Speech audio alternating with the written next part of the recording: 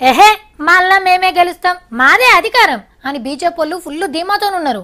మొన్న జరిగిన గమ్ ఊరు రాష్ట్రాలలో ఓడిపోయినాం కానీ ఈ లెక్కలు పార్లమెంట్ ఎన్నికలలో పనిచేయాయి. మా మోడీ సార్ ముంగట అందరి పని ఉత్తదే అని ప్రచారం చేసుకుంటుర్రు. పెద్ద కులాల పేదలకు 10% రిజర్వేషన్లు ఇస్తున్నాం, అవసరమైతే దేశమంతా రైతు బంధు పథకం పెడతాం అని కూడా అంటున్నారు. మరి కాంగ్రెస్ పార్టీ కూడా తయారు కావాలి కదా. ఆడిడ కాదు, డైరెక్ట్గా మోడీ సార్ గెలిచిన ఉత్తరప్రదేశ్ రాష్ట్రానికే సూటిగా బాధ విడిచిర్రు. కాంగ్రెస్ పార్టీ వాళ్ళు ఏం పండుగ చేసుకుంటుర్రో లేకుంటే ఏడన్నా గెలిచిర్రేమో అని అనుకునేరు. గెలిపిస్తందుకు ప్రియాంక గాంధీ మేడం వచ్చిందని. అవు మరి కాంగ్రెస్ పార్టీ జాతీయ ప్రధాన కార్యదర్శి పదవిలున్నది. ఇప్పుడు పార్టీ అధ్యక్షుడు తర్వాత చాలా ముఖ్యమైన పోస్టు. అంటే అన్న అధ్యక్షుడు, చెల్లె ప్రధాన కార్యదర్శి. పదవే కాదు, ఉత్తరప్రదేశ్ రాష్ట్రంలో కాంగ్రెస్ పార్టీ నురికిచ్చే బరువు సుతెత్తిరు ప్రియాంకమ్మకు.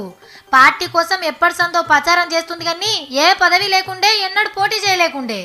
రాజకీయాలకు ఇగస్తది ఆగేస్తుందని ఏళ్ళకేళ్ళు ఊరించి ఇప్పుడు వచ్చింది.